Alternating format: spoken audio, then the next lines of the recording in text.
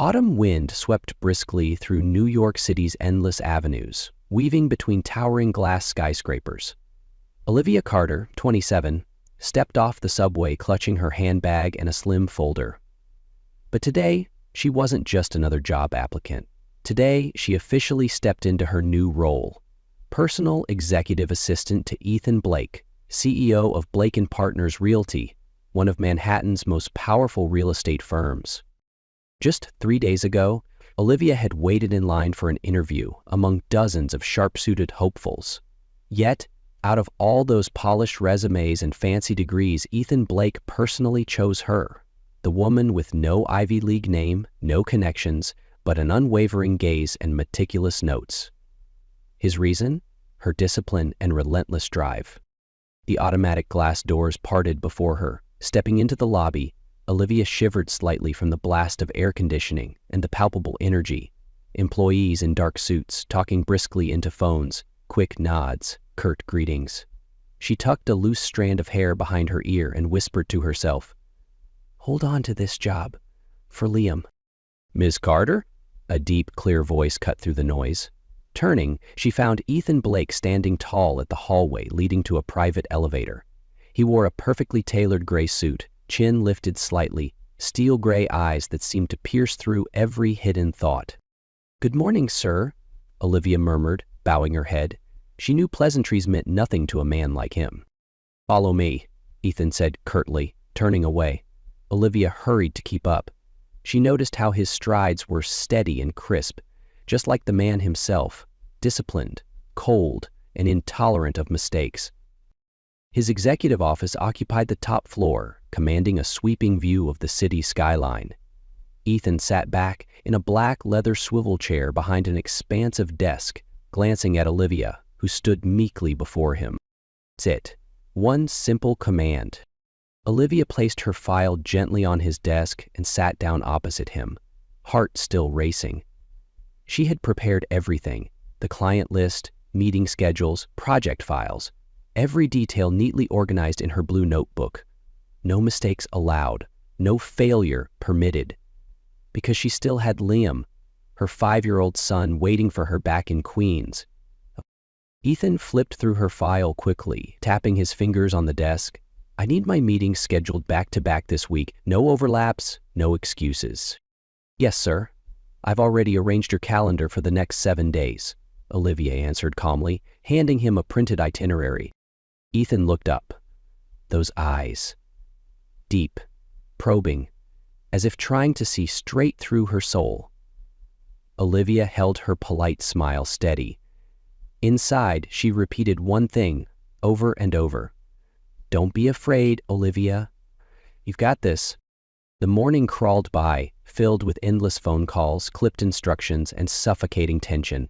Only when Ethan turned his back did Olivia allow herself a tiny sigh of relief. She knew one truth. One slip, and she would lose everything. Because this job and Ethan Blake would never forgive a single mistake. Olivia quickly became the subject of whispers among the staff, though she never sought attention. Every morning, she arrived first, checking each email, printing project documents, ensuring Ethan's calendar ran like clockwork. Amid a sea of seasoned assistants used to office politics, her tireless dedication quietly stirred envy. But Olivia didn't care. Gossip was meaningless when every night she unlocked her worn apartment door and found Liam waiting for her, clutching a scribbled drawing with a grin. She reminded herself daily, "As long as I keep this job, no one can steal my son's future." What she hadn't expected was Ethan Blake's growing interest. One morning, as she set his coffee on his polished desk, his low voice caught her off guard. "Olivia, did you get home late last night?" Her hand froze on the cup's handle.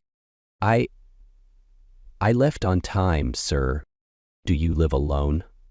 Ethan's eyes stayed on his laptop screen, but his words pierced right through her chest. "I live with family," Olivia replied quickly, voice softening. Ethan nodded slightly, as if filing that answer away for later. He asked nothing more, but now and then his sharp eyes flicked toward her when she poured tea, organized folders, or answered calls, making her pulse race every time. Day by day, his questions became more personal. Where do you usually go on weekends? Is someone picking you up after work? You don't really look like someone who's single. Each time, Olivia forced a polite smile and redirected the topic to work. I'll email the new contract right away, sir. Despite his famously cold demeanor, Ethan began showing small, startling gestures. One late afternoon, he caught her juggling a mountain of files nearly twice her size. He stepped out of his office, calmly snatched the stack from her arms. Give me that. I'd rather not have my assistant suing me for a sprained ankle. Olivia blinked, stunned, murmuring, "Thank you, sir," just before he turned away, carrying the heavy files as if they weighed nothing. These fleeting moments of concern left Olivia more confused than comforted. She knew Ethan Blake was not a man who opened up easily. He was a wall of steel. So why did that wall seem to crack whenever he looked at her? That night, back in her tiny queen's bedroom, Olivia sat beside Liam's sleeping form, his soft hair spilling across the pillow. She whispered into the darkness, "Mommy has to be stronger, Liam, no matter what. I won't let anyone find out about you." That night, Olivia sat on the edge of the bed, watching Liam sleep peacefully. The soft, warm light painted his innocent face, his long lashes resting gently on flushed cheeks. She stroked his silky hair, and a lone tear slipped silently onto the blanket. She hated nights like this, when the silence was loud enough for old memories to come flooding back, memories she'd buried deep for 5 years.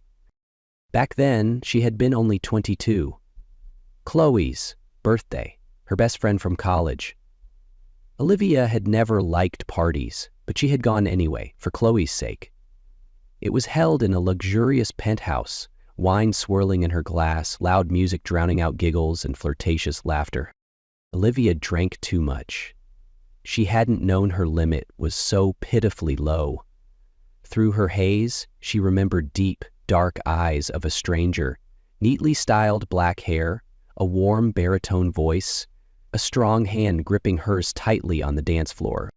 They exchanged trivial words. Somehow, they ended up together on an unfamiliar bed, inside an opulent room smelling of expensive cologne. She never dared call it love. It was just one drunken night, too blurry to recall clearly, too sweet to resist. And by dawn, when she closed her eyes for just a moment, he was gone. Only the lingering scent of him remained on the cold sheets. She never knew his name, no phone number, no note, nothing but a hazy memory that left her ashamed and hollow. In the days that followed, Olivia tortured herself with blame. Her mother's scolding words cut deeper than knives, but when she found out Liam was growing inside her, she knew there was no turning back. She chose to keep her baby, to endure the gossip, the pitying looks, and to raise him alone. Now, watching Liam sleep, Olivia felt both a deep ache and a quiet gratitude. Ache for a son who never had a father to call dad. Gratitude for the little boy who had saved her from her darkest nights. She leaned down, kissed his forehead gently, and whispered through her tears, "I'm so sorry for bringing you into this world without a father by your side." Olivia had no idea that while she wiped tears from Liam's forehead and drifted into a late sleep, somewhere else Ethan Blake lay wide awake.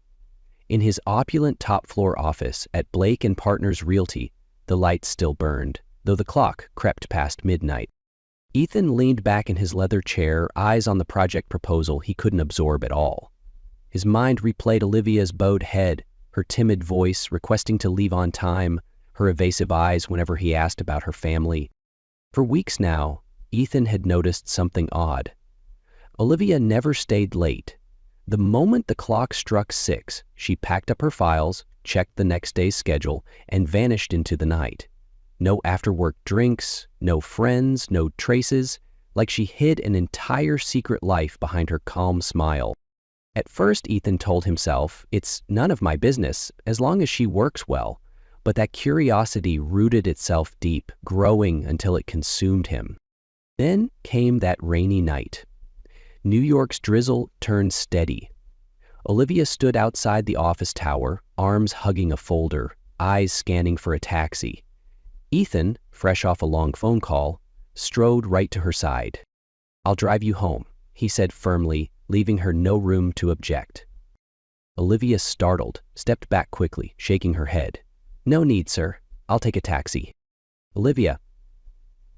"Thank you, sir. I'm fine." Before he could say more, she hurried across the sidewalk, melting into the rainy blur. Ethan stood there, brows drawn tight. A second later, he unlocked his sleek black Range Rover, fired up the engine, and followed the faint taillights of the cab she'd caught. Rain hammered harder as he trailed her into a modest Queens neighborhood. He cut his headlights, waiting quietly from a distance. Through his windshield, he watched Olivia pay the driver, tug her coat tighter around her shoulders, and dash toward an old brick building. But what made Ethan's chest tighten wasn't the rundown street or the tired apartment block. A little boy darted from the hallway, beaming. "Mommy!" Olivia bent down, arms wide to scoop him up. In that brief embrace, a street lamp lit the child's face, and Ethan's heart lurched painfully. That dark hair, those eyes, those familiar cheekbones, a ghost of his own reflection. That boy, why does he look just like me? Ethan barely slept that night. By dawn, he'd ordered discreet surveillance on Olivia. He found a chance at the local playground, handing the boy a piece of candy, asking innocent questions, plucking a loose strand of hair from his little head. Enough to bring straight to the lab. In Ethan's mind, one truth echoed over and over. "Olivia Carter, what exactly are you hiding from me?" 4 days later, on Ethan's desk lay a thin envelope, just a few sheets of paper inside, yet heavy enough to suffocate the entire Manhattan skyscraper. Ethan opened it with fingers that trembled faintly.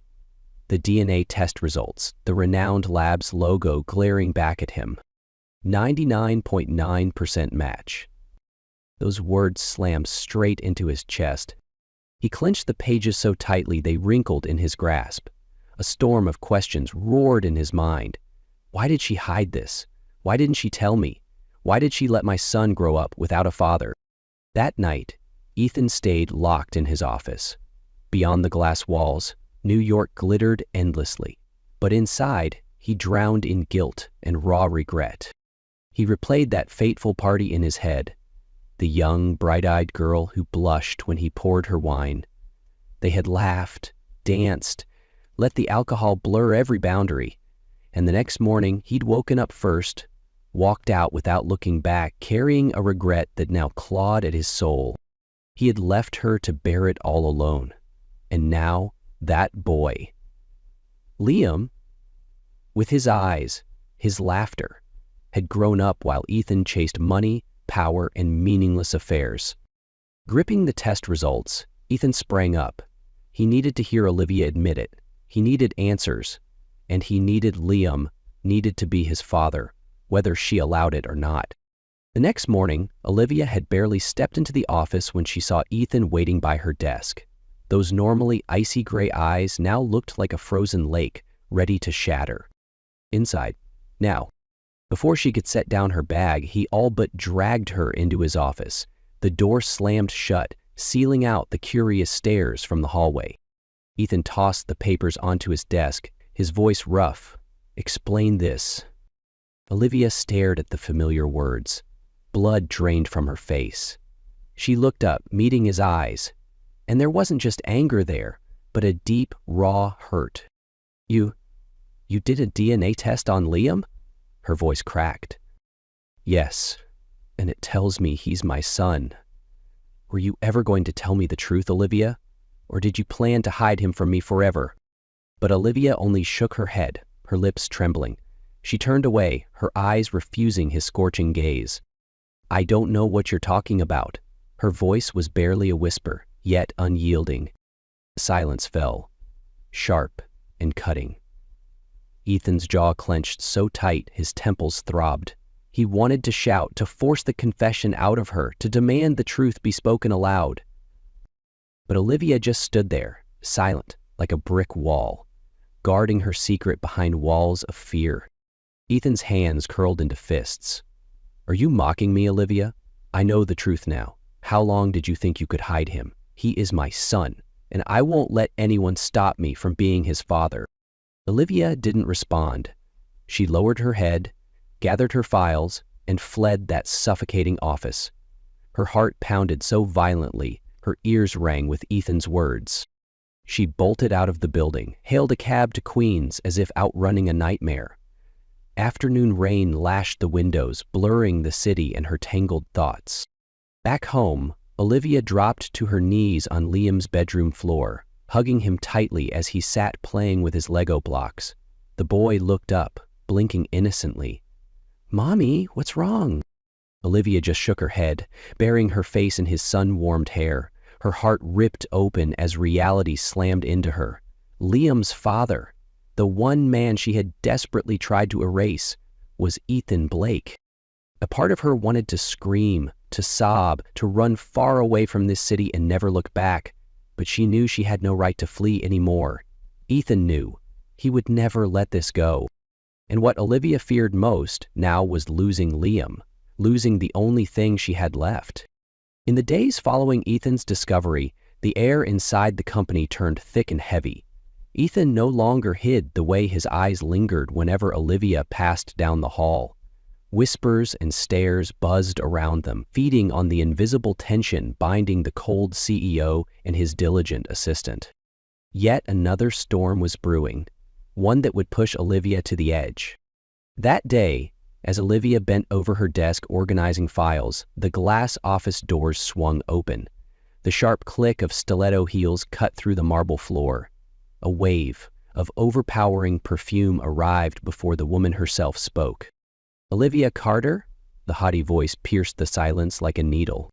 Olivia looked up, locking eyes with Vanessa Morgan, the woman countless whispers claimed was Ethan Blake's secret fiancée. Vanessa wore a crimson designer gown, her dark curls sleek and shiny, lips painted a blood-red shade. Everything about her screamed wealth, power, and a sweet, dangerous threat. "What can I do for you, Miss Morgan?"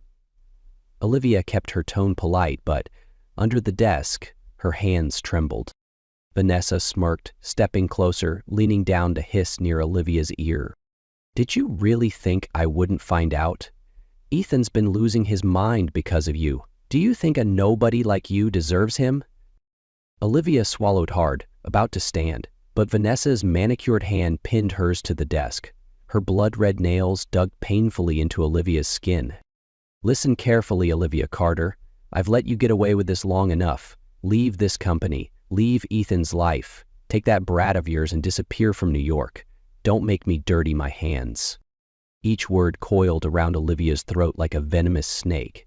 Her pulse thundered in her ears. Fighting for calm, she tugged her hand back, forcing a tight smile. "I'm sorry, I don't know what you're talking about." Vanessa scoffed coldly, flicking her eyes toward Ethan's closed office door. "You really think he'd choose you? I've been engaged to him for 3 years. You're just a temporary amusement. A woman like you doesn't belong in my world." With that, Vanessa grabbed Olivia's folder and flung it to the floor. Papers scattered everywhere. A strangled gasp escaped Olivia's throat, but she bit it back, kneeling to gather the pages like a lifeless puppet.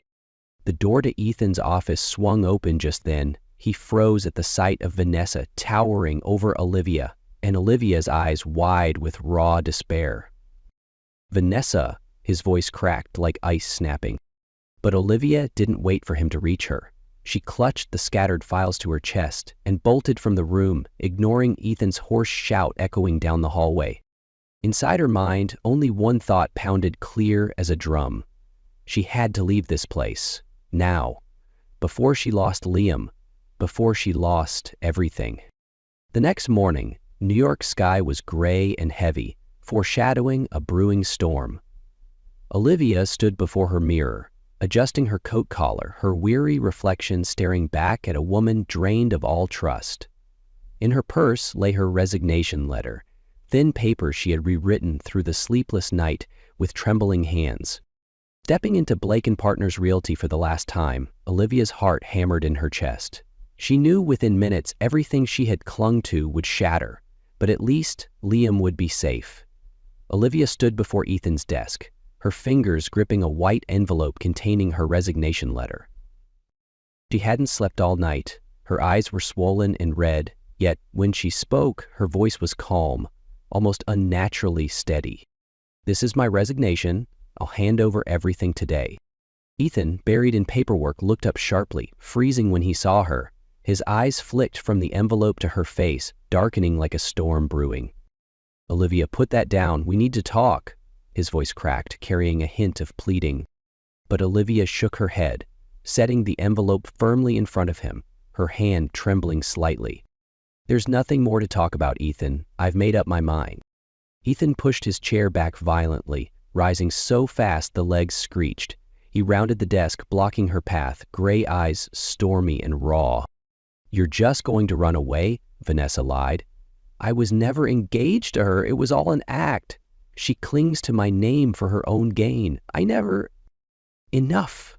Olivia cut him off, her tone low but resolute. She avoided his gaze, stepping back. "Ethan, I don't care whether it was true or not. All I know is Liam doesn't need anyone but me. I won't let him be dragged into gossip, torn between your games and women like Vanessa." Ethan caught her wrist, voice breaking. "I'm sorry I left you alone all those years. I was wrong. But don't take him from me. Let me fix this, Olivia.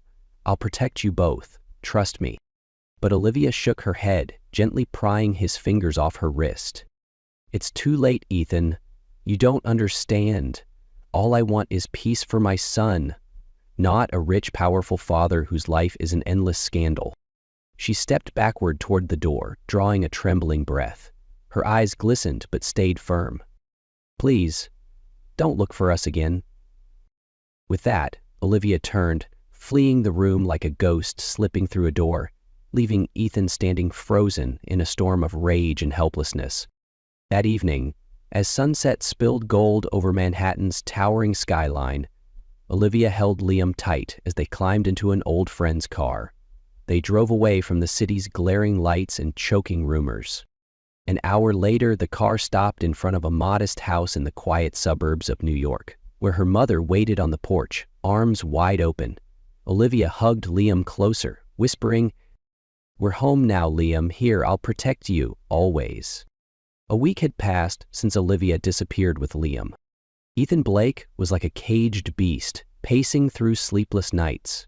The top floor of Blake & Partners was always lit, yet instead of reviewing projects, he stared endlessly at surveillance feeds, reports from the private investigators, stacks of Olivia's paperwork from before she left, all sat untouched on his massive desk. Every passing second drummed one question into his skull.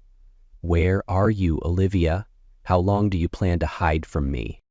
Vanessa tried to see him multiple times, but he kicked her out without a word. Right now, no one mattered, except the woman who'd walked away, with the son he never got to call his own. In a quiet suburban corner, Olivia believed she had buried all her traces. Every morning, she took Liam to the backyard garden behind her mother's house, teaching him to pick herbs and water flowers. Liam's laughter filled the crisp air, his black hair catching the morning sun, blissfully unaware of the storm creeping closer day by day. Yet Olivia knew their calm would not last forever. She noticed strange headlights sweeping across the window late at night. She heard unfamiliar cars idling near the cul-de-sac, pulling away the moment she switched off the lights. One night, after Liam drifted to sleep in her arms, Olivia held his tiny shoulders tight, whispering as if to convince herself, "No one will take you from me. No one." But Ethan was no longer a man who waited. After days scouring Manhattan and every outskirt lead, he drove himself through the night, following the final clue, Olivia's mother's old address. His sleek Range Rover stopped in front of a modest wooden house nestled among beds of white daisies. Ethan stepped out, his shadow stretching along the gravel path. All the anger, the resentment, it cracked and dissolved into a single raw worry. He drew a deep breath, raising his hand to knock, but froze when, through the window, he caught a glimpse of Olivia sitting cross-legged on the living room floor. The warm lamplight crowned her dark hair, In her lap, Liam lay curled up, fast asleep, one small fist clutching her shirt. A scene so serene, so painfully intimate, and he knew he'd never truly belonged there. Ethan's hand curled into a fist. A cold raindrop slid down his cheek, but his eyes no longer wavered. This time, "Olivia Carter, I won't let you run again." The knock on the door echoed through the damp suburban night. Outside, Ethan stood under the wooden porch, rain soaking his shoulders. He swallowed hard, his heartbeat pounding like a drum inside his chest. The old wooden door creaked open. Mrs. Helen, Olivia's mother, appeared in the warm glow spilling from the living room.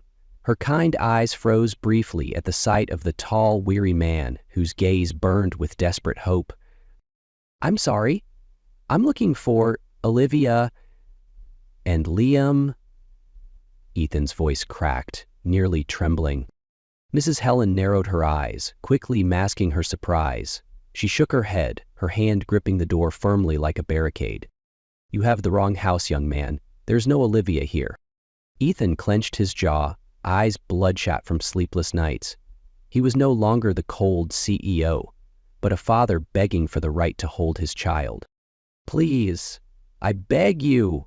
I just want to see Olivia. I just need to tell her and Liam, just for 1 minute. Please, ma'am. Please." Ethan sank to his knees on the porch, his voice breaking into the rain and his tears.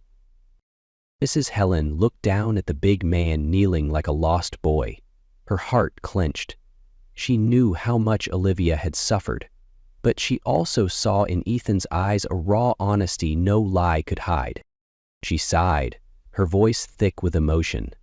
"Get up, son. Don't get my porch all wet. Come inside."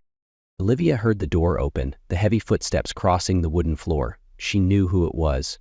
She had wished he'd never find this place, but deep inside she had always known he wouldn't give up. She stood, still cradling Liam, and faced Ethan. Their eyes locked, heavy with memories, regrets, and 1,000 unsaid words. Ethan stepped closer, his voice hoarse with held-back tears. "Olivia, I'm sorry. Please, don't shut me out anymore. Don't take Liam away from me. I know I was wrong, but I swear I'll make it right. Let me be his father. Let me protect you both." Olivia pressed her lips tight, her shoulders trembling. She had sworn to be strong, unshakable, yet here, a single "I'm sorry" shattered all her armor. "Ethan, you don't understand. Liam is everything to me. I can't lose him. Can't share him with anyone." Ethan took another step, his trembling hand reaching for hers as she held Liam. "I won't take him from you. I'm begging you. Let me be his father just once, Olivia. Let me call him my son. Let him call me daddy just once. If he doesn't want it, I'll walk away forever." Olivia broke down, tears spilling hot onto Liam's hair. The child stirred, nestling closer. She looked at Ethan. His eyes held no pride now, only a pleading man laid bare. She nodded, her voice breaking like the night wind. "Okay, you can see him." Ethan sank to his knees, eyes level with Liam's sleepy ones. The boy blinked, his tiny hand touching Ethan's damp cheek. A heartbeat later, his soft, shy voice fell like thunder into Ethan's soul. "Daddy?" That first word, it shattered them. Olivia clutched Ethan's shoulder, sobbing. Ethan wrapped his strong arms around mother and son, pulling them close as if to hold his whole lost world. In that fragile moment, bitterness melted away. Only a trembling whisper remained, inside a tight, tearful embrace. "Daddy's here. Daddy loves you so much. I'm so sorry. I'm here now." In that tight circle of warmth, the three of them cried until no words were left. Ethan never imagined tears would fall because of a child, a little boy with his eyes and his smile, who had spent his first years without him. Olivia pressed her cheek to Ethan's shoulder, feeling the solid warmth she had both hated and longed for. His breath trembled, as though he feared she would vanish if he let go. From a few steps away, Mrs. Helen dabbed the tears stinging her eyes. Deep down she understood. No matter how far her daughter ran, Olivia could never outrun the truth. Liam needed a father, and Olivia needed stronger arms than just her own. Ethan slowly loosened his hold, cupping Liam's small face in both hands. His voice shook, but was firm with a vow. "Look at Daddy, Liam. Daddy promises. From today, you will never cry alone again. Daddy will be here with Mommy and you forever." The boy giggled, his tiny fingers tapping Ethan's nose, eyes sparkling wide. "Daddy promise?" Ethan laughed, the first real laugh since endless days lost in shadow. He dipped his head, kissing Liam's forehead tenderly. "Daddy promise, Daddy swear, cross my heart." Olivia's fingers curled around his hand, warmth flowing through that simple touch, washing away years of doubt. Her eyes softened, no more guarded, no more afraid. Only the man she once loved, and still did, though she had sworn herself to forget. "Ethan," her voice was gentle as a breeze, "are you sure you won't walk away again?" Ethan stared deep into her tearful eyes, leaning his forehead gently against hers. "I could lose everything, but I will never lose you and Liam again." Outside, the rain had finally stopped. Inside the cozy wooden house, warmth returned for the first time in years. Mrs. Helen brewed hot tea, watching the little family gathered on the rug before the fireplace. Each knowing storm still waited outside. But as long as they trusted and loved each other, no storm could tear this bond apart. Ethan lifted his eyes, gazing at Olivia, then at Liam snuggled against him. In that fleeting moment, Ethan Blake, the man who once believed power and money were everything, finally understood. Family is what he'd trade the entire world to keep. The next morning, New York sky was unusually blue, as if the whole city knew a little boy was about to hold his father's hand under the sun for the very first time. Ethan wore a simple sweater and dark jeans, far from the polished CEO he was known to be. He knelt to tie Liam's shoelaces at the porch. The boy bounced excitedly, eyes sparkling like a tiny sun. "Ready, little hero?" Ethan asked, laughter rumbling in his chest. "Yes, let's go, Daddy," Liam squealed, clutching Ethan's hand as if he'd never let go. Olivia leaned against the doorway, watching father and son walk toward the Range Rover parked by the gate. Inside her, happiness blossomed, but so did a fragile fear of losing, fear of believing and being shattered all over again. Central Park welcomed them with gentle early spring sunshine. Ethan lifted Liam onto his shoulders, racing across lush green lawns. Every step brought a burst of giggles, Liam's laughter echoing through the trees. Olivia followed slowly, snapping photos of every fleeting joy. Liam squealing as bubbles floated around him. Liam flinging his arms wide as Ethan, pretending to be a monster, chased him around a tree. By noon, the three rested under the shade of an old maple. Ethan dabbed sweat from Liam's forehead and popped open a small tub of ice cream. The boy gobbled it eagerly, smearing his cheeks, chin, and hair, while Ethan chuckled, clumsily wiping him clean. "Daddy is my superhero," Liam suddenly shouted, waving his ice cream spoon like a sword at Ethan, making passers-by chuckle. Ethan hugged him tight, burying his face in Liam's sweet vanilla-scented hair, voice cracking with love. "Daddy loves you more than anything." Olivia sat a few steps away, sunlight pooling on her dark hair, her eyes shimmering. Today's photos, today's laughter, too beautiful to believe, too fragile to believe it could last forever.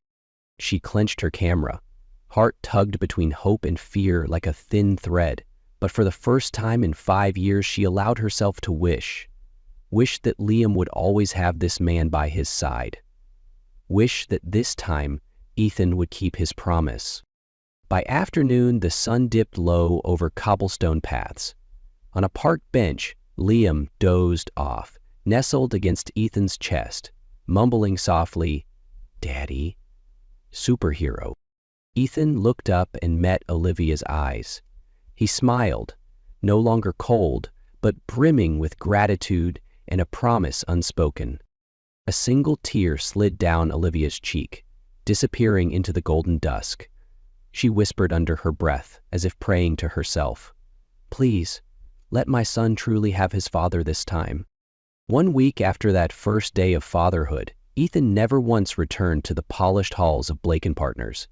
He took an extended leave. The first time in his life, he abandoned towering contracts and bottom lines to learn how to be a father, a role unfamiliar, yet worth more than any billion-dollar deal. At dawn, people no longer saw the cold CEO by his luxury car in front of the skyscraper. Instead, they glimpsed a simple man pushing a small bicycle. Liam perched behind him in a bright red cap, giggling as they strolled through quiet streets. In the cozy suburban wooden house, the kitchen was always warm.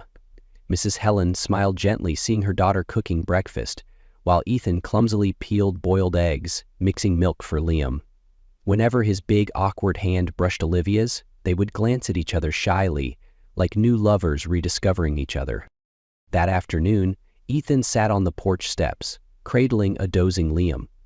Olivia stepped out quietly, draping a small blanket over his shoulders. "You'll have to go back to the company soon," Olivia said softly, worry flickering in her eyes. "Blake & Partners can't run without you forever." Ethan hugged Liam a little closer, murmuring, "I know, but I won't let work come between my family again." Olivia watched him for a long moment.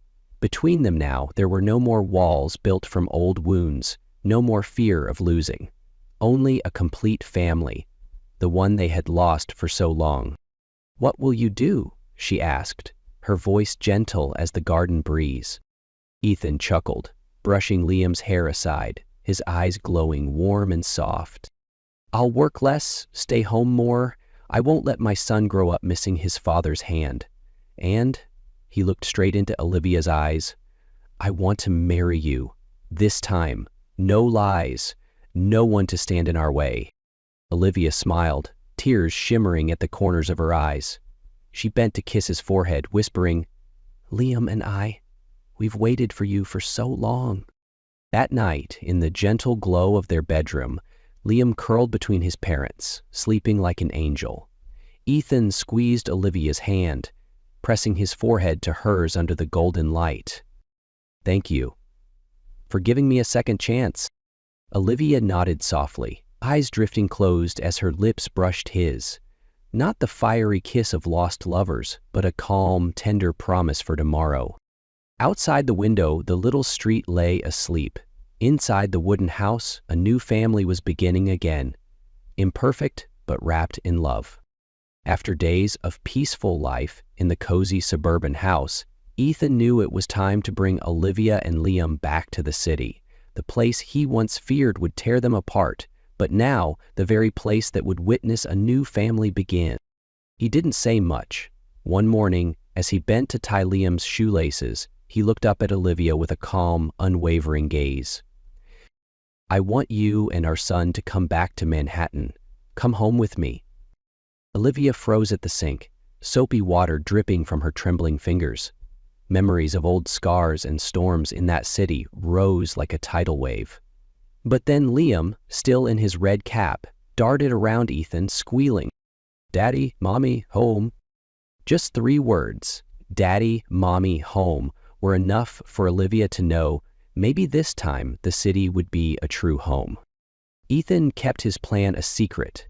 He had a sunny penthouse prepared, filled with warm colors and fresh flowers. He wanted Olivia to step inside and feel it was no longer a cold fortress, but a real haven. That evening, Ethan asked Olivia to wear a simple dress and led her up to the rooftop, now secretly transformed into a glowing garden of white roses under soft golden lights. Olivia stepped into hundreds of blooming roses swaying in the Manhattan breeze. She turned, stunned, to see Ethan drop to one knee, opening a small velvet box. Inside was a one-of-a-kind engagement ring, its stone carefully chosen and engraved by Ethan himself. "Forever yours, Olivia Carter." Ethan's voice was low, trembling but unwavering. "I lost you once. I missed Liam's first years. I don't want to lose another second." He drew a shaking breath, words raw in the night air. I promise to protect you and our son, to be a real father, to make up for every tear you cried alone. Please, marry me. Let me love you, this time, the right way." Olivia's hand flew to her mouth, her shoulders shaking as tears streamed freely. "I was so scared. Scared loving you again would mean losing everything," her voice cracked. "But now I know, Ethan. As long as the three of us are together, nothing can break us again." With trembling hands, Ethan slipped the ring onto her finger. When the diamond caught the city lights, Olivia fell into his arms. That night, beneath the New York stars, they held each other like they would never let go again.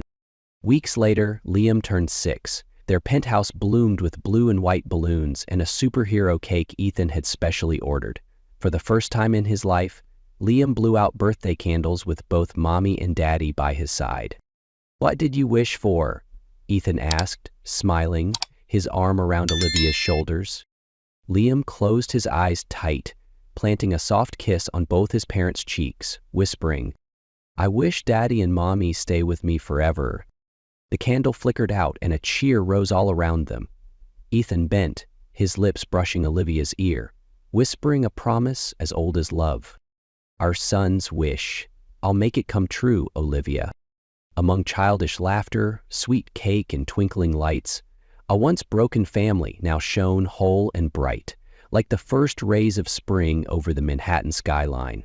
And in Olivia's heart, for the first time, forever no longer felt like a fairy tale, but a promise she could believe in. The reckoning of a heartless choice, the thunder of betrayal roared, a jagged lightning bolt ripping across the darkened sky as Eleanor Vance clutched her hospital bag, stepping into the neon-lit lobby of St. Jude's Metropolitan Hospital. She was utterly alone. A searing pain shot through her body, and fear clawed at her heart, yet she pushed forward with silent determination. Hours earlier, her billionaire husband, Marcus Bellwether, had stormed out of their penthouse, intent on chasing the thrill of an affair rather than staying by her side. Now, as thunder rumbled above her, Eleanor faced the stark reality of giving birth alone. Little did Marcus know that on this very night, this single, heart-wrenching moment would shake him to his core and force him to reconsider everything he believed important. Have you ever faced a moment where everything you thought was certain simply evaporated, leaving you utterly alone?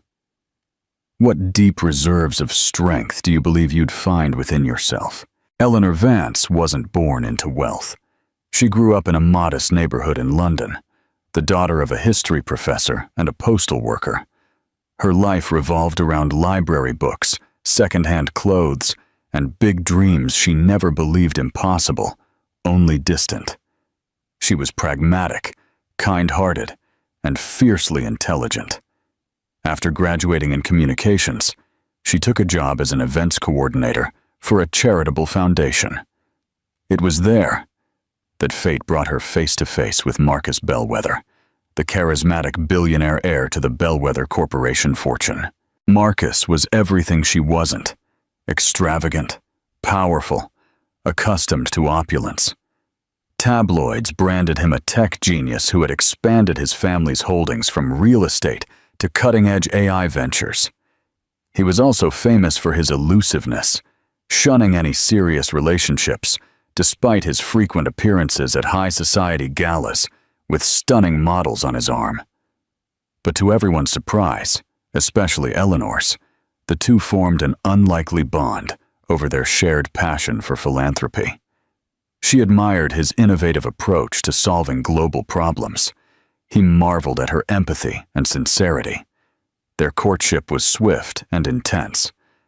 Marcus proposed just 6 months after they met, whisking her away on a weekend trip to the Scottish Highlands that ended with a sparkling ring and a tearful yes.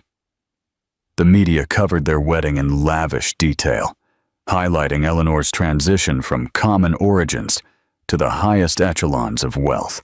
She became a darling of the society pages for her humility and warmth. However, Beneath the fairy tale facade, cracks began to appear. Marcus's ambition knew no bounds. He plunged into multi-billion-dollar acquisitions, prolonged overseas business trips, and glamorous parties with top executives, celebrities, and potential investors. Meanwhile, Eleanor spent worried nights at home, longing for the man who once confided his dreams of changing the world. She believed in giving him space to pursue his dreams, never suspecting that those business dinners might involve more than just negotiations. Their arguments escalated when Eleanor discovered she was pregnant. Marcus had once promised to start a family, but now he seemed uneasy. "We're too busy," he'd say. "Oh, I'm not sure it's the right time for kids. Oh, let's not let this hold us back." The tension grew, laced with Eleanor's disappointment and Marcus's increasing coldness. He never openly admitted to infidelity, but the prolonged nights out, the perfume-scented shirts, and the whispered phone calls suggested something deeper. The night Eleanor's contractions began, she called Marcus repeatedly. He was at some exclusive penthouse party, rumored to be in the company of a wealthy socialite named Serena Hayes, known for her cunning charm and extravagant lifestyle. Eleanor's frantic calls all went to voicemail, unanswered. The pains in her belly sharpened, her breath became ragged, and fear coiled in her stomach. Gathering her courage, she hailed a taxi alone, ignoring the flash of paparazzi cameras occasionally lurking outside their building. When she arrived at St. Jude's Metropolitan Hospital, thunder rumbled above her. Rain lashed against the ambulance bay. Anxiety gnawed at her. Would Marcus come?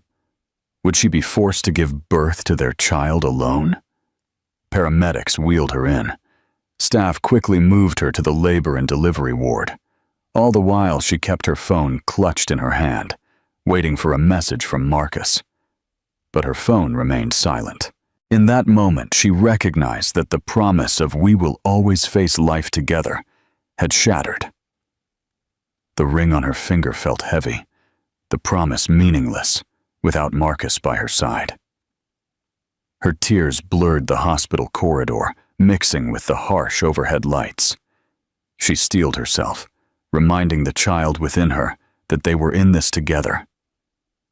"Mommy's here for you, always, even if Daddy has chosen to be elsewhere." Outside St. Jude's Metropolitan Hospital, the storm intensified. Lightning crisscrossed the sky, illuminating the hospital's facade in brief, ghostly flashes. Inside, nurses in pastel scrubs hurried from room to room, guiding laboring mothers and anxious families. Eleanor, dressed in a hospital gown, was wheeled into a labor and delivery room. Her contractions had grown more frequent, each one a wave of pain threatening to overwhelm her. A kind-eyed nurse named Carmen Rodriguez introduced herself. "I'll be right by your side, darling," Carmen said warmly, placing a hand on Eleanor's shoulder. Eleanor offered a shaky smile in return, grateful for any semblance of comfort. As doctors prepared for delivery, Eleanor clutched her phone, willing it to ring. She redialed Marcus's number. This time, the call connected, but only for a moment. Through the chaos, she heard loud music, followed by static and a woman's laughter. Then the line went dead. Tears of betrayal stung her eyes. She had never felt so utterly alone. In the bellwether penthouse across town, the party raged on. Marcus was en habitué, was indeed with Serena Hayes, a sultry figure. Her sequined dress draped over his arm as they toasted some important business deal. He felt a buzzing in his pocket. Unbeknownst to him, it was Eleanor in labor. Between the pulsing bass and the swirling neon lights, he barely noticed the call, or perhaps a part of him chose not to notice. Guilt pricked at his conscience whenever he saw Eleanor's name on his screen, so ignoring the ring became a habit. He drowned his remorse in expensive champagne, letting Serena's compliments stroke his ego. Back at the hospital, Eleanor's labor progressed rapidly. Each contraction felt like she was being torn in two. Yet she refused strong medication, determined to remain lucid for her baby's arrival. The memory of her father's gentle breath echoed in her mind. "Stay strong, sweetheart. Life's storms are temporary." That was what he had always told her when she faced adversity as a child. And now, this was the biggest storm of her life. Around midnight, the city's power grid flickered under the strain of the storm. Hallway lights dimmed momentarily. Emergency generators kicked in, bathing the ward in a soft glow. Carmen Rodriguez and the obstetrician, Dr. Sophia Davis, assured Eleanor they would handle any complications. She felt through the haze of pain her hair plastered to her forehead with sweat. Despite the heartbreak, Eleanor found solace in the miraculous process unfolding. She was about to become a mother, a guardian of new life. The thought emboldened her. "I'll do anything for you, little one," she thought, tears mixing with sweat. "I don't need him if he won't be here. We'll be fine." The hours blurred. Nurses and doctors came and went, their voices a comforting murmur. Finally, near dawn, Eleanor felt the irresistible urge to push. Gritting her teeth, she followed Dr. Davis's instructions. It was an exhausting, all-consuming effort, but fueled by a fierce love. With one last push, she heard her baby's small, plaintive cry, a sound that shattered her heart and rebuilt it all at once. Exhausted, tears streaming, she looked down as the nurse placed a fragile newborn in her arms. The baby's features were scrunched in protest at the sudden brightness. A cascade of emotion overwhelmed Eleanor. She expected Marcus to burst through the door at that very moment, realize his mistake, and fall to his knees in repentance. But the door remained closed. There was only the hospital's silence and her child's soft whimper. She pressed her lips to the baby's damp forehead, whispering a promise. "I promise to love you enough for both of us."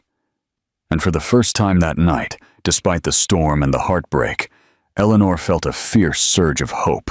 Do you believe Marcus will truly regret his actions? Or is his ego too big to break? Leave your comments below. The next morning dawned gray and hazy. Storm clouds lingered like an unwanted guest. Marcus Bellwether woke with a throbbing headache, his mind blurred from too many glasses of champagne. He found himself sprawled on a leather lounge chair in the corner of the penthouse living room, the aftermath of the party strewn around him. Empty bottles, half-eaten canapes, and confetti littered the floor. Serena Hayes stirred on a nearby sofa, looking at Marcus with a smirk. She rose gracefully, though her hair was disheveled. "Morning, handsome," she purred, but Marcus barely registered her. His eyes drifted to the mantel clock. 8:12 a.m. A sense of dread clutched his stomach. He vaguely remembered Eleanor's calls last night. His phone was nowhere in sight. Serena, sensing his distraction, pouted. "Don't tell me you're going back to your little wifey." The words, tinged with jealousy and contempt, struck a nerve.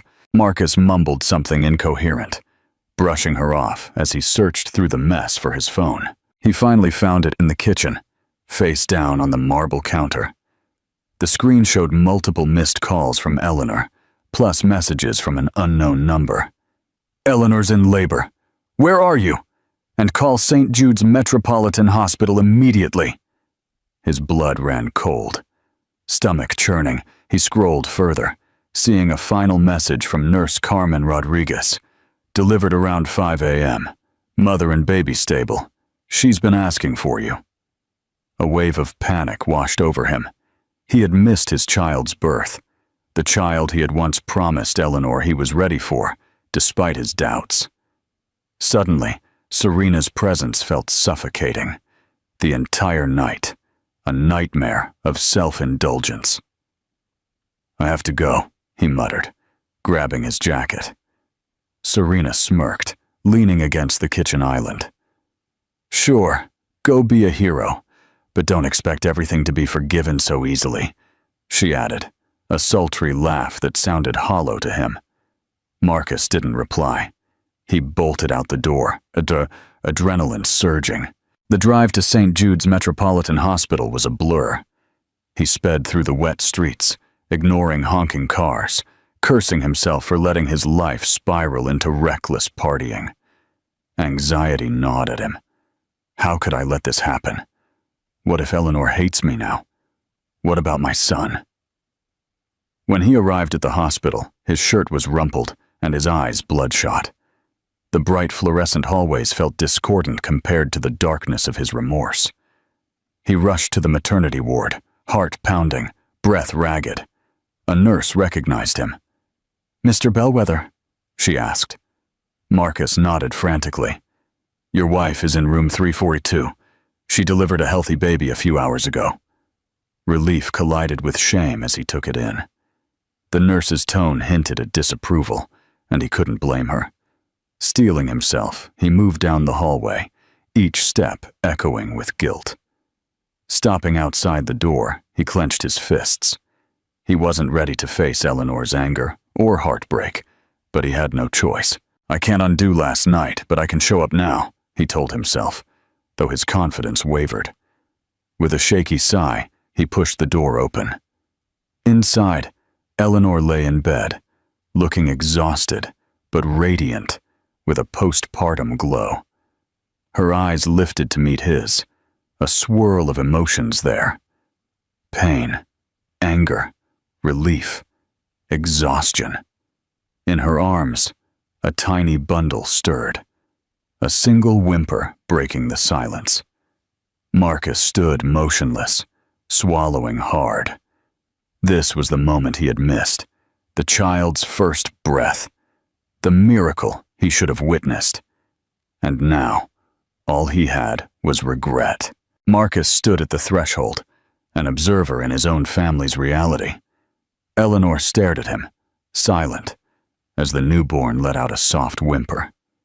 He took a tentative step forward, but she lowered her gaze to the child, shielding the baby from his approach. That subtle movement hurt him more than any words. "Eleanor," he began, his voice raw. "I am so sorry. Are you both okay?" She didn't reply immediately. The tension in the room crackled. Finally, she spoke, her tone fragile with exhaustion. "We are fine, thanks to the nurses and doctors who were here." Each syllable stung him like a wasp. He took another step forward. "I got the messages too late. I was drunk. I messed up." The flimsy excuses felt heavier in the air than he intended. Eleanor's eyes flashed with anger. "You were with her, weren't you, Serena Hayes? The tabloids have been buzzing for weeks, but I never wanted to believe it." Her breathing was unsteady, likely from a mix of postpartum fatigue and emotional agitation. Marcus ran a hand through his hair. Guilt churned in his stomach. "Eleanor, it's complicated. Nothing physical. I mean, it was just... I was fooling myself. She was just a distraction." "A distraction from what? From me? From our child?" Eleanor's voice trembled. Tears threatened to spill. "You promised to be here for us. Instead, you left me to give birth alone." Marcus's heart hammered. He dared to look at the baby, who whimpered softly in Eleanor's arms. The tiny face was a perfect blend of them both. Soft cheeks, a tuft of dark hair. Something in him shifted at the sight, a feeling he had never before experienced. Pure, unfiltered love, and a deep sense of shame. Cautiously, he moved closer. "Can I hold him?" he whispered, not even sure of the baby's gender or name, because he had missed it all. Eleanor hesitated. She looked at him, the pain in her eyes palpable. Then, with a sigh that held both resignation and a yearning for a father's presence in the child's life, she gently handed him the baby. Marcus cradled the newborn, his hands trembling. The baby's eyes fluttered open. A swirling pool of innocence stared back at him. A knot formed in his throat. "It's a girl," Eleanor murmured, her voice softening as she watched him. "She was born at 5:07 a.m. I named her Sophia." "Sophia," he repeated, his heart aching. The warmth of the baby against his chest felt almost sacred. He couldn't stop the tears from welling. "She's perfect." For a brief moment, the two parents shared a fragile truce, united by the awe of their new daughter.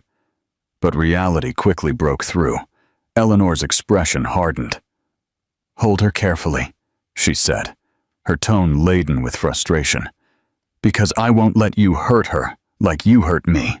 Marcus looked at Sophia, holding back tears. He had never felt so ashamed. How could he possibly pretend to be a father now, after missing the most important moment of their lives? "I won't, I promise," he whispered, his voice cracking. "I'll do anything to fix this, for both of you." Eleanor reached out, taking the baby back into her protective embrace. She looked at him with wary eyes. "You have a long way to go to prove that, Marcus. Don't expect me to believe your words, not after everything you've done." The silence that followed was heavier than any argument. Marcus felt that silence press down on him, reminding him that no wealth or power could fix what was broken. Only time, honesty, and an unwavering commitment could repair it, if anything could. Do you think Eleanor should forgive Marcus? Or are some things simply unforgivable? Tell us your opinion in the comments. The day wore on, filled with postpartum checks, visits from hospital staff, and Eleanor's occasional attempts to rest. Marcus remained in the room, though he felt he had no right to. Every time he moved closer to Eleanor or little Sophia, a wall of hurt and distrust blocked him. Yet, leaving felt worse, an admission that he was incapable of supporting his family. So he stayed, offering water, fresh pillows, or any small gesture that might help. Late in the afternoon, a visitor arrived. Carmen Rodriguez, the nurse who had witnessed Eleanor's solitary labor, appeared with a small bouquet of lilies. "How's our new mom doing?" Carmen asked kindly, placing the flowers on a bedside table. Eleanor managed a tired smile. "We're adjusting. Thank you for everything last night." Carmen nodded. She then cast a cautious glance at Marcus. She recognized him from his frantic arrival that morning. "I'll give you some privacy," she said, excusing herself discreetly. Marcus felt the nurse's unspoken judgment as tangibly as the stale hospital air. Outside, reporters and paparazzi swarmed the hospital entrance, hungry for a glimpse of the bellwether baby. Marcus's father had been a prominent figure in the business world, and any news concerning the bellwether heir was headline-worthy. Eleanor, however, refused to let the cameras near her daughter. She had security inform the press that she and the baby needed rest, but there was no guarantee they would retreat. Marcus's phone buzzed incessantly with calls from his PR team, demanding statements and clarifications about the birth. He ignored them, focusing on Eleanor and Sophia. In the quiet corners of the hospital, the humming machines and whispering voices reminded Marcus of how fragile life was. He remembered meeting Eleanor at a charity event for Eastern European orphans. With what passion she had spoken about children's welfare. He had been captivated by her sincerity, yet over time he had let ambition and a desire for thrill overshadow that purity. How did I become this man? He wondered. A phone call finally broke the silence. Serena Hayes' name, blinking on the screen, made Marcus's stomach twist. He rejected it without hesitation. Eleanor noticed the movement. Her eyes narrowed. "Go on. Answer it. Isn't that your priority?" she asked bitterly. "No," Marcus said firmly, setting his phone aside. "I'm done with that. I swear." Silence. Eleanor's gaze settled on Sophia, who slept peacefully in her arms. "You're done with her? Really?" He nodded. "Yes, I was lost. Serena was an escape from the pressures I felt. But it's no excuse. I never meant to betray you like that, Eleanor." Eleanor let out a shaky breath. "You didn't just betray me. You betrayed everything we believed in, every promise we made. You left me alone to face the most terrifying moment of my life." Marcus found no words to justify himself. Instead, he whispered, "I regret it more than you can imagine." The tension in the room thickened. Then little Sophia stirred, letting out a soft whimper. Instinctively, Eleanor soothed the newborn, pulling her closer. Marcus's heart twisted at the sight, yearning to hold his daughter and being painfully aware of how unworthy he was. "I need time, Marcus," Eleanor murmured, rocking the baby. "Don't pressure me to forgive you. Right now, all that matters is my baby's health. You can stay, but keep your distance unless I ask you. Do you understand?" He nodded, his voice hoarse. "Yes, of course." A nurse entered with postpartum advice and instructions for baby care. Marcus stepped aside, feeling like an intruder in a scene that should have been joyful. He yearned to rewind time, to hold Eleanor's hand during labor, to witness Sophia's first cry in real time. But regret was a currency that couldn't buy a second chance. All he could do was stay, burdened with his own remorse, hoping that someday his presence could help instead of harm. The news of Sophia Bellwether's birth spread like wildfire. Within hours, media outlets headlined billionaire Marcus Bellwether's secret hospital visit. Speculative articles dissected Eleanor's background, retelling her rags-to-riches story. Some tabloids even hinted at Marcus's alleged affair with Serena Hayes, framing the newborn's arrival as a potential catalyst for scandal. Paparazzi camped outside St. Jude's Metropolitan Hospital, day and night, photographing any figure remotely resembling Marcus or Eleanor. Inside the hospital, staff did their best to shield the new mother and baby from the frenzy. Security personnel patrolled the hallways, turning away unauthorized visitors. A sense of claustrophobia washed over Eleanor. All she wanted was some peace, to bond with her daughter and breastfeed in quiet. But flashing cameras and intrusive questions lurked every time she ventured near a window. Marcus also felt the stifling presence of the media. He received calls from his PR manager, who insisted on releasing an official statement. "You can't stay silent," the manager urged over the phone. "Investors want reassurance that your personal life won't destabilize Bellwether Corporation. People are worried about your mental state." He sighed, leaning against a vending machine in the hospital hallway. "I'll draft something soon. Right now, my priority is my daughter." "Do it soon," the manager pressed. "We can't let rumors about your affair overshadow this moment." Hanging up the phone, Marcus looked at the vending machine's neon glow. He realized it. The image he had cultivated for years as a shrewd businessman, a philanthropic prodigy, and a rising star was crumbling under the weight of moral failure. "What's the point of success if my personal life is in ruins?" he thought bitterly. When he returned to Eleanor's room, he found her scrolling through her phone, a grim expression on her face. She looked up, her eyes watery. "They're calling me the naive wife, replaced by a more glamorous mistress," she said, her voice trembling. "Why can't they just let me heal in peace?" Marcus's jaw tightened. "I'll handle it. I'll issue a statement clarifying everything. No mention of Serena, no mention of scandal. Just the truth about you and Sophia." She tossed her phone onto the sheets. "And what is the truth, Marcus? That you left me to give birth alone because you were partying with another woman? Or do you plan to spin it into something noble?" Her tone dripped with sarcasm. He rubbed his temples. Regret hammered at him. I can never spin it into something good, but perhaps I can shield you from the worst of it. Let me try." Eleanor swallowed hard. Her exhaustion was evident. "Do what you must, but don't pretend I condone any of this.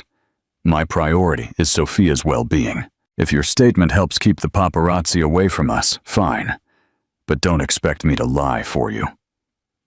A moment of silence weighed between them. He studied the dark circles under her eyes, the slump of her shoulders.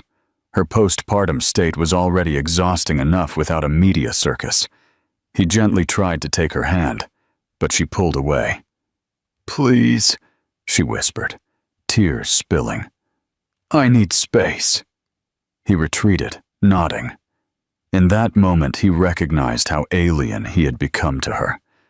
They once shared midnight laughs and confessions.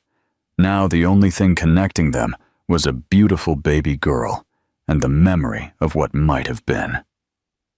Marcus left the room in silence, determined to draft a statement that would at least protect Eleanor from further pain, if not himself. Marcus released a brief public statement within hours. It read, "I, Marcus Bellwether, am pleased to announce the birth of my daughter, Sophia. My wife, Eleanor, is recovering well. We request privacy as we welcome this new chapter of our family life." He avoided any mention of Serena Hayes or his personal failings. The tabloids, hungry for scandal, read between the lines, running parallel articles hinting at marital woes and a potential reconciliation or split on the horizon. While the statement did mitigate some of the media frenzy, it did little to calm Eleanor's bruised soul. She spent 2 more days in the hospital, recovering. Marcus remained in the background, helping in small ways, bringing clean clothes, dealing with security so she could rest. Yet each time he tried to speak, she would close her eyes or feign interest in the baby, effectively shutting him out. Upon her discharge, Eleanor insisted on returning to their penthouse because it was, legally, as much her home as his. Marcus worried it would be too stressful for her, but she insisted, wanting Sophia to have a stable environment. So they rode the elevator up to the marble foyer that had once felt like a dream to her. Now it was a gilded cage filled with bitter memories. The house staff offered hushed congratulations, avoiding direct eye contact. Rumors of Marcus's betrayal had circulated among them, creating a tense atmosphere. Eleanor thanked them politely, holding Sophia close.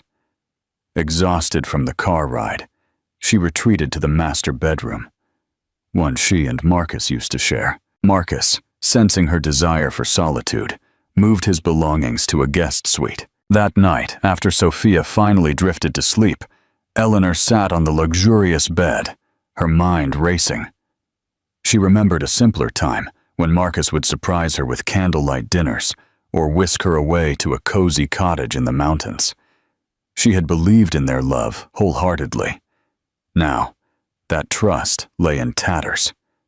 Tears slipped down her cheeks.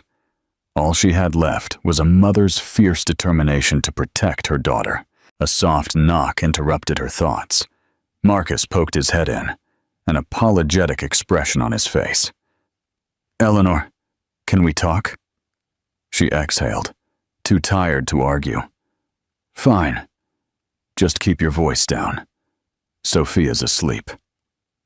He entered. His eyes flicked to the sleeping infant in the bassinet. A tender look crossed his face before he turned back to Eleanor. "I know I don't deserve your time, but I need you to understand. I love Sophia, and I love you." She crossed her arms, bracing herself. "You have a strange way of showing it." He winced. "I've been a fool.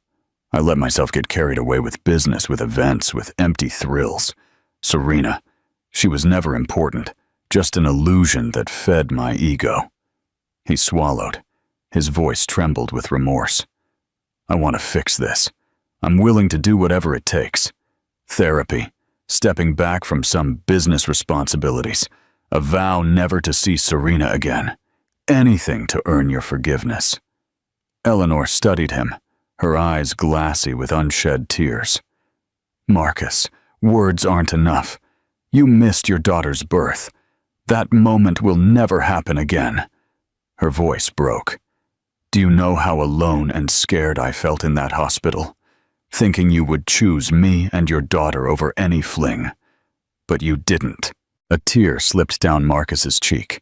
His composure crumbled. I know, and it tears me apart. Please, just give me a chance to show you I can be better. Silence stretched, punctuated by the soft hum of the air conditioning. Finally, Eleanor sighed. I won't promise anything. We can start with you taking on responsibilities for Sophia.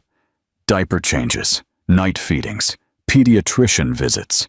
If you truly care, prove it by being a real father. He nodded vigorously. Relief washed over him. I will. Thank you. She turned away. Her voice trembled. Don't thank me yet, Marcus. This is for Sophia's sake. As for us, that's another matter entirely. What would you do in Eleanor's shoes? Would you give Marcus another chance? Share your thoughts. In the following days, Marcus attempted to make good on his promise to become an involved father. He woke at ungodly hours to feed Sophia expressed breast milk from a bottle, learning to cradle her tiny form and soothe her cries.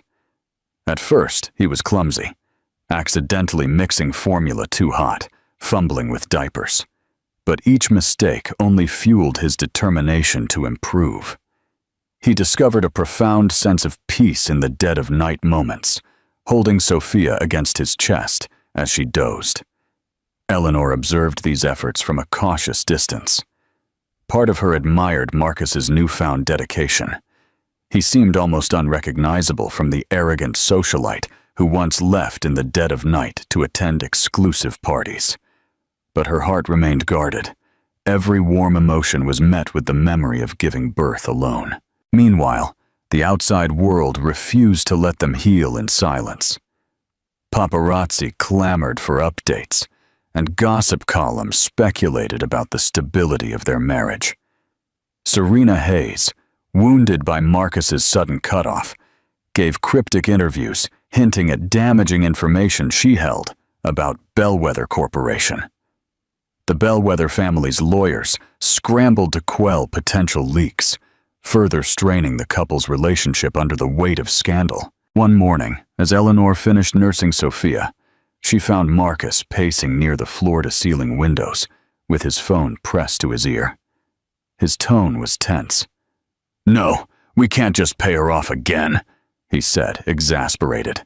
"She wants attention, not just money. We need a different strategy."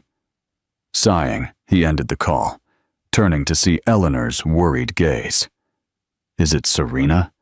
she asked dryly. He nodded. "She's threatening to go public with accusations, some about our private life, others about business deals she overheard. My legal team is working on it, but it's complicated." Eleanor held firm. "I don't want to be part of your PR fiasco. If she leaks details of your affair, so be it. I'm done protecting your reputation." Marcus winced. "I understand. I'm not asking you to protect me, but her claims could impact Sophia's future. I worry about the negativity that could surround us, the rumors, the legal battles. I'm trying to contain the damage." Eleanor rocked Sophia gently, the baby's eyes fluttering. "You should have thought of that before. Now all we can do is be honest. If the world sees the truth, maybe it will push you to truly follow through. No more illusions." He stepped closer, looking at the baby with a hopeful smile. "I'm prepared to face the consequences. My main focus is you two. I want us to be a family again." She swallowed hard. "A family isn't just about you wanting it. It's about trust, day in and day out. That trust is shattered." He looked at Sophia's tiny hands, and then at Eleanor. "I'm not giving up."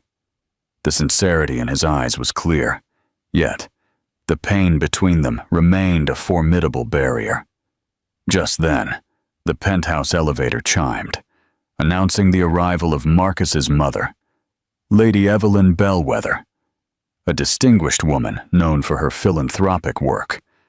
She stepped out, her posture rigid with concern, carrying a gift basket overflowing with baby essentials. "I heard about the chaos," Lady Evelyn said softly, crossing to Eleanor and giving her a kiss on the cheek. She then turned to the baby, her eyes warm. "She's beautiful.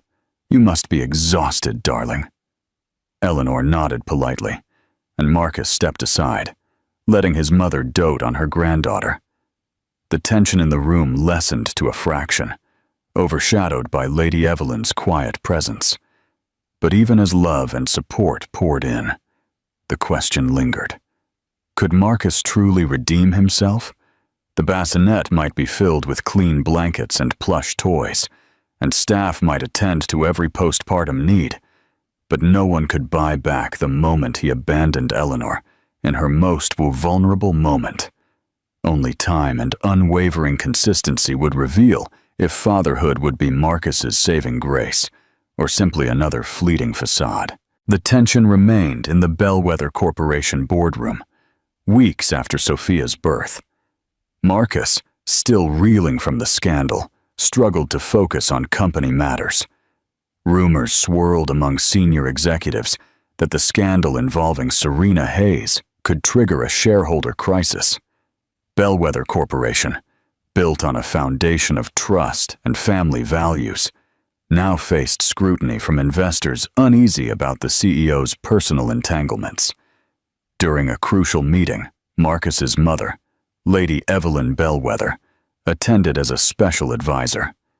She had once presided over philanthropic initiatives for the company and remained an influential figure. Several board members looked at Marcus with skepticism as he presented a new AI project. Though brilliant, his credibility had been tarnished. As the meeting progressed, it became clear that a faction of board members favored a temporary change in leadership until Marcus's personal drama subsided. Lady Evelyn stood, commanding attention with her regal posture. "I understand the concerns, but remember, Bellwether Corporation has weathered storms before. My son is committed to rectifying his errors. However, we must also ensure stability for our shareholders. A potential solution might involve appointing an interim chief operating officer who can share responsibilities so Marcus can focus on resolving these personal matters." Marcus stiffened. He had expected pushback, but the suggestion that he needed help stung his pride. Still, he saw a photo on the wall, a portrait of his late father holding him as a child. The reminder of fatherhood brought back the new chapter he had started with Sophia. Perhaps a step back was necessary for the sake of his company and his family. After the meeting, Lady Evelyn approached him privately. "I'm proud of how you've been caring for Eleanor and Sophia," she said softly. "But your employees need unwavering leadership. If this scandal intensifies, your personal brand could hurt our stock. Consider a temporary co-leadership model." Marcus sighed, rubbing his temples. "I never wanted to share control, but you're right. I can't let my mess drag everyone down. If stepping aside for a while helps the company, I'll do it." That night, he returned to the penthouse, exhausted. Eleanor was in the nursery, singing softly to Sophia. The moment diffused some of his tension, reminding him that the world outside these walls mattered less than this tiny family. If only he could keep them together. He cleared his throat softly not to startle her. "Hello." She looked over her shoulder. "Hello. You look tired." He managed a thin smile. "Board meetings are draining. They're suggesting I reduce my role. It seems shareholders are nervous about me." Eleanor's expression was unreadable. "I'm not surprised. You've been distracted by everything." He nodded, stepping closer to the bassinet. "I think I'll do it. I'll agree to a co-leadership arrangement. It will free me up to focus on you and Sophia." For a fleeting moment, Eleanor's eyes softened, perhaps even with gratitude. That's a step in the right direction. But I don't want you to give up your ambitions. Just handle them responsibly. His heart warmed at her concern, however small. I will, he promised, gently caressing Sophia's cheek with the back of his finger. I'm learning what truly matters. In that silence, they shared a tacit understanding. If Marcus could prove his sincerity, balancing fatherhood and corporate duties responsibly, perhaps the rift between them could be mended. But for now, the power shifts at Bellwether Corporation mirrored the uncertain state of their marriage. Both in flux, both seeking stable ground. What sacrifice do you think is the hardest to make for love? Share your opinion. Despite Marcus's efforts to stabilize his personal and professional life, Serena Hayes was not one to exit quietly. Resentful and emboldened by tabloids eager for sensational headlines, she arranged a tell-all press conference in a luxurious downtown hotel suite. Rumors hinted that she would reveal incriminating details about Marcus's alleged misconduct, both personal and financial. As word spread, Bellwether Corporation's stock plummeted almost instantly. Marcus's phone lit up with panicked messages from board members. Meanwhile, Eleanor read the article in the morning paper and felt a surge of dread. The headline blared, "Serena Hayes speaks, the truth behind Marcus Bellwether's betrayal." That night, Marcus paced the penthouse living room, phone in hand, calling lawyers and PR managers.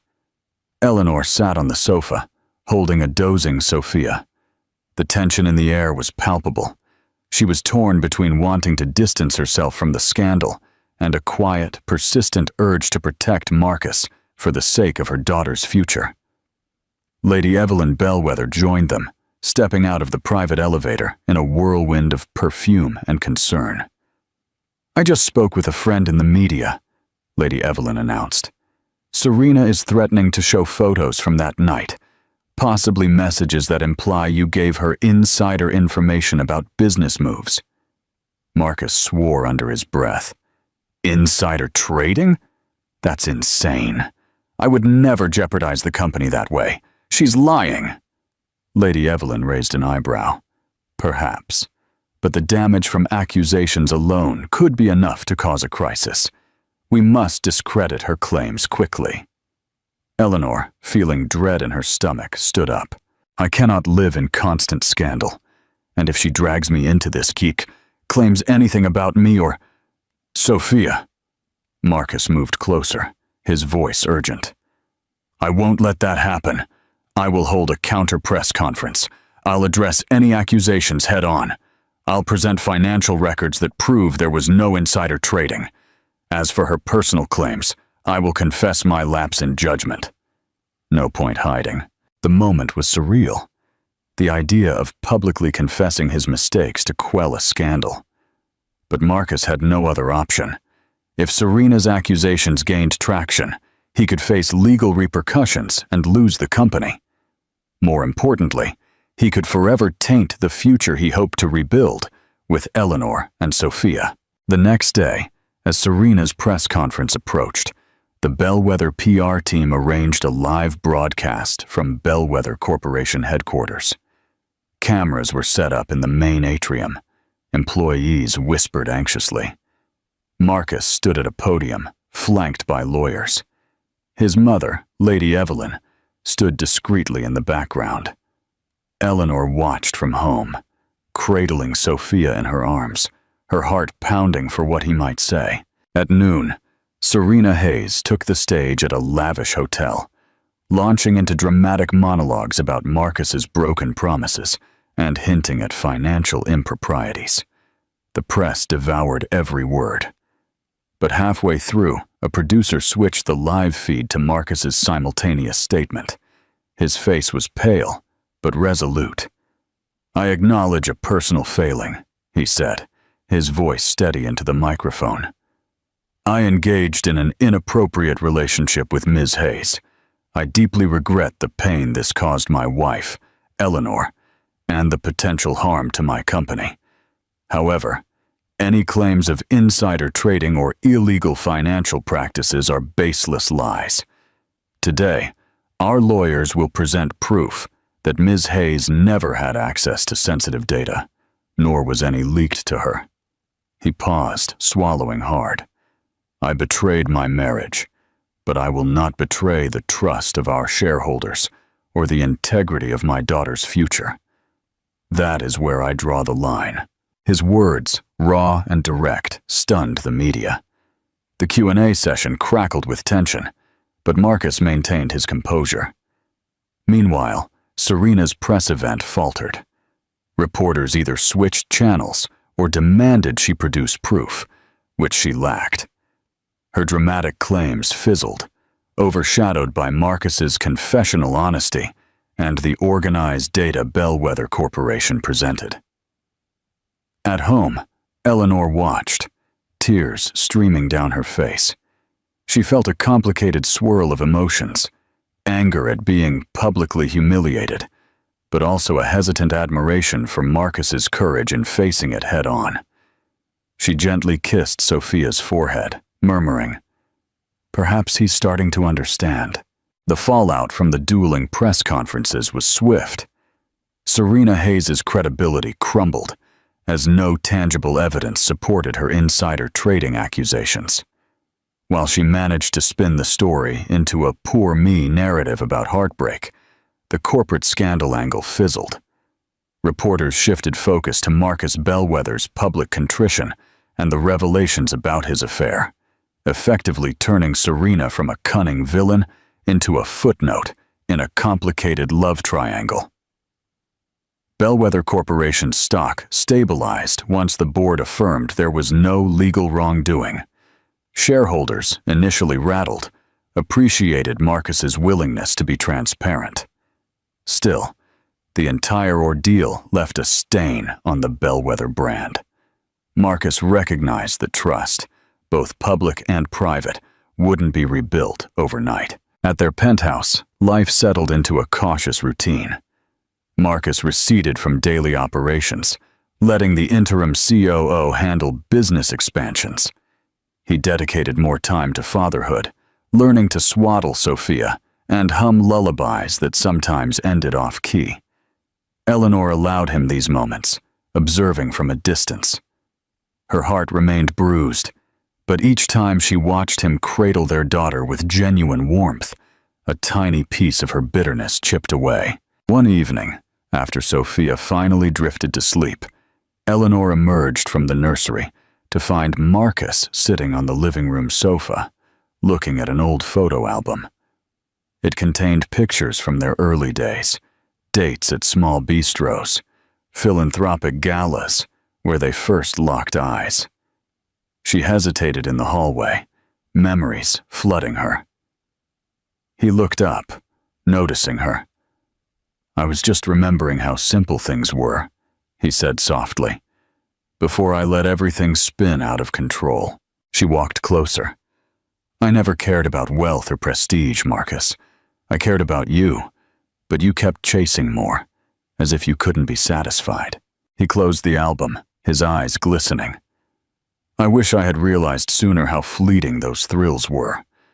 I can't undo missing Sophia's birth. It's a regret I'll carry forever." Eleanor sighed, sitting on the edge of the sofa, maintaining space. "I appreciate how you handled Serena's claims. Being honest publicly was brave." He nodded. "It might not fix everything, but I want you to know I'm committed to doing right from now on. For you. For Sophia." The silence between them felt charged with possibilities. Eleanor toyed with the hem of her shirt. "I still need time. My trust in you is shattered, but I see you trying, and that means something." Relief flickered in his eyes. "I won't pressure you. If you prefer separate rooms, separate finances, whatever, just tell me. I'll respect it." His gaze rested on a framed wedding photo on the mantelpiece, a radiant bride and groom, naive and full of hope. The promise they made, for better or worse, echoed in his mind. Perhaps they were in the worse part now, But maybe, just maybe, there was a path forward. "I'm not ready to share a bed with you," she admitted softly. "But we can try couples therapy. We can see if there's anything left to salvage." A spark of hope lit Marcus's expression. "Whatever you need, I'll do it." In that quiet, late-night moment, a fragile agreement was reached. They would begin the slow process of healing, one step at a time, uncertain but willing. The scars of Marcus's betrayal would never fully disappear. Yet, for the sake of a tiny girl who deserved a loving home, they would attempt to rebuild. Whether it would end in full reconciliation or a peaceful co-parenting arrangement remained unknown. But both were prepared to at least seek atonement. Marcus and Eleanor began attending couples therapy once a week, entering discreetly through a side entrance at Dr. Evelyn Chase's office. The sessions were raw and sometimes painful. Eleanor's tears, Marcus's confessions. They learned to communicate feelings they had long buried. Her fear of being overshadowed by wealth, his anxiety about never being enough, despite success. Outside of therapy, Marcus continued to demonstrate his commitment. He woke early to help Eleanor prepare Sophia's bottles. He read books on parenting and stumbled through the mishaps of new fatherhood like a comical novice. Eleanor still wrestled with nightmares from that solitary night at the hospital. But seeing Marcus's unwavering presence day in and day out slowly chipped away at her resentment. One day, a Sunday, as the city buzzed with mid-morning activity, they ventured out for a stroll in Hyde Park, their first family outing since Sophia's birth. Marcus wore a baseball cap and sunglasses, hoping to deter paparazzi. Eleanor carried Sophia in a baby carrier, the infant's sleepy eyes occasionally peeking out. The park was bright with greenery, and joggers and families passed by, some recognizing them with subtle double-takes. Eleanor felt a knot of tension in her stomach, expecting a paparazzo to pop out at any moment. But after a while, she realized no one was bothering them. She relaxed a little, letting the soft spring air fill her lungs. They found a quiet bench near the Serpentine Lake. Marcus gently reached for Eleanor's hand. She hesitated, then allowed it, lacing her fingers through his.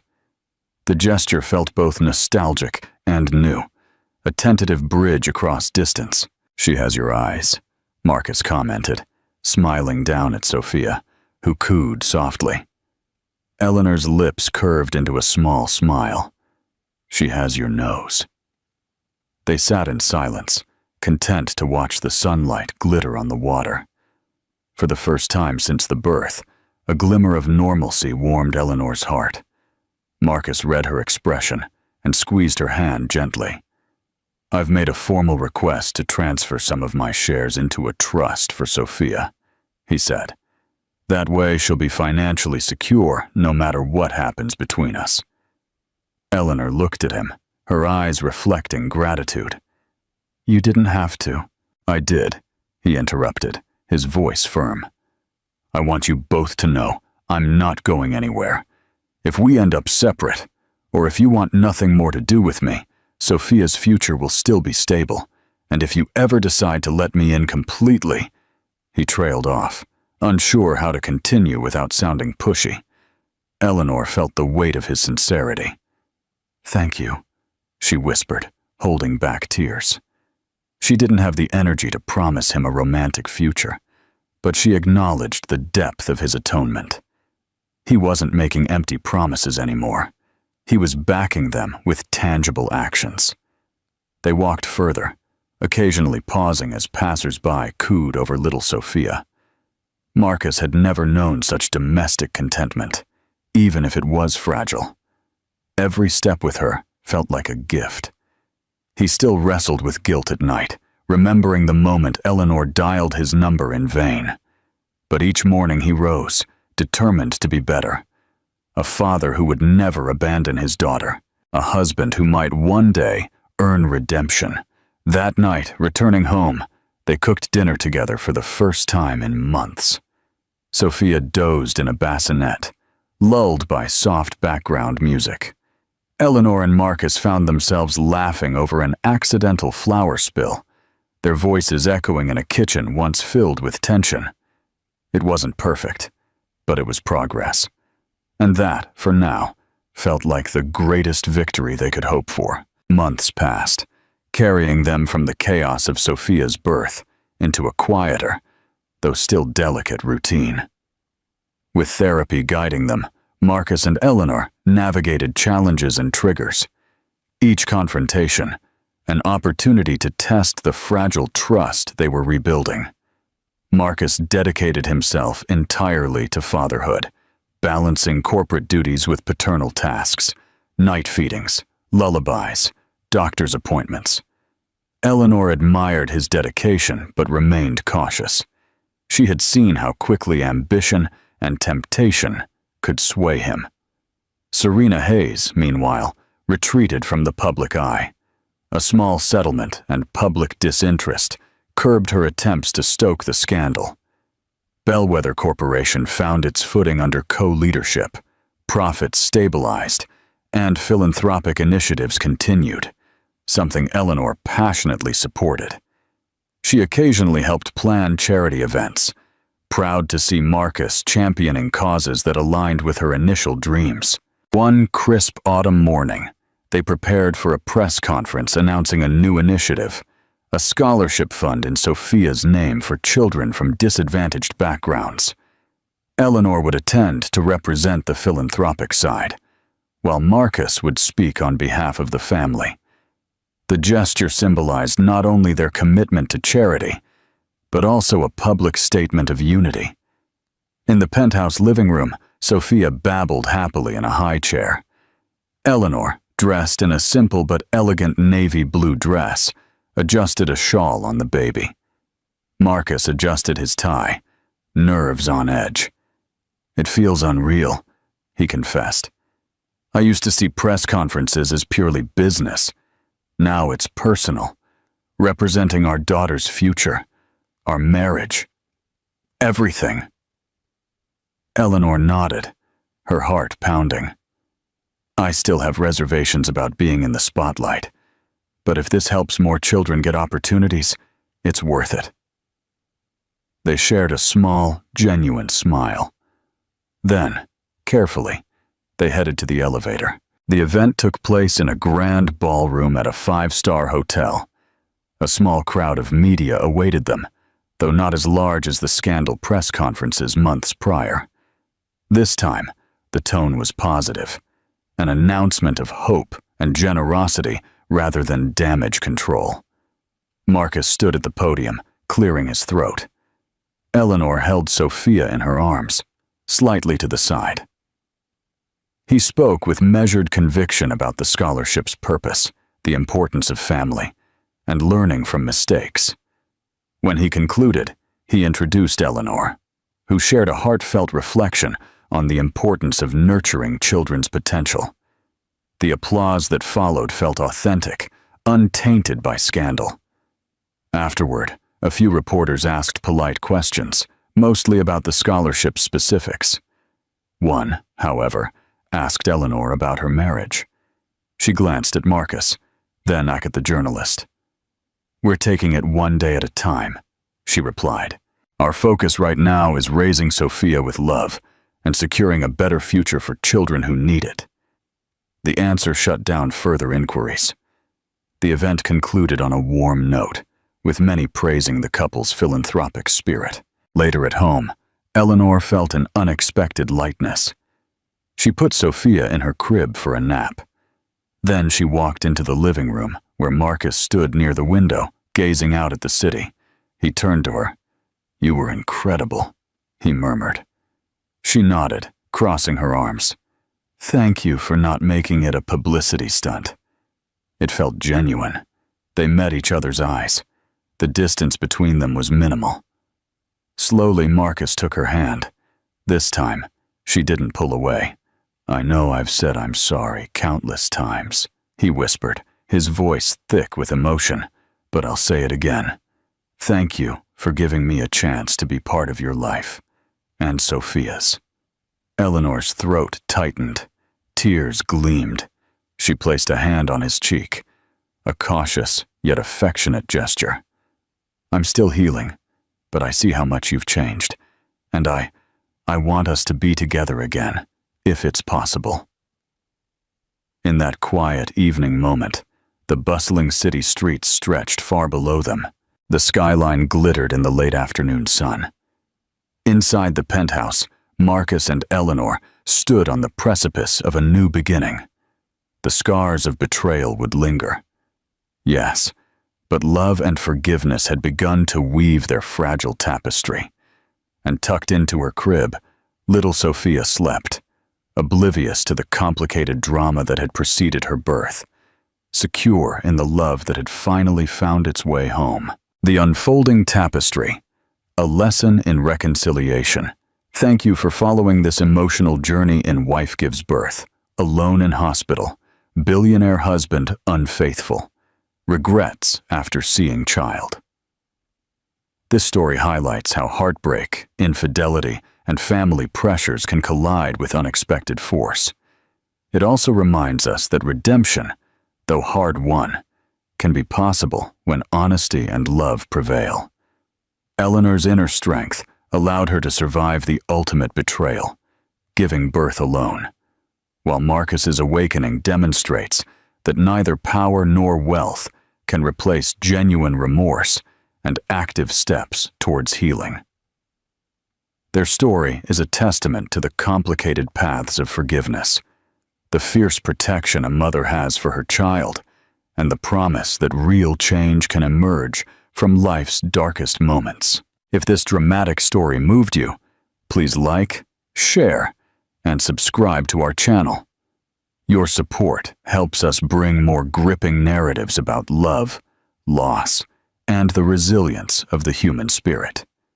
Thank you for joining us, and we hope you'll continue to tune in for more powerful narratives that delve into heartbreak, hope, and the victories found along the way. Until next time, take care, and remember, every ending can lead to a new beginning.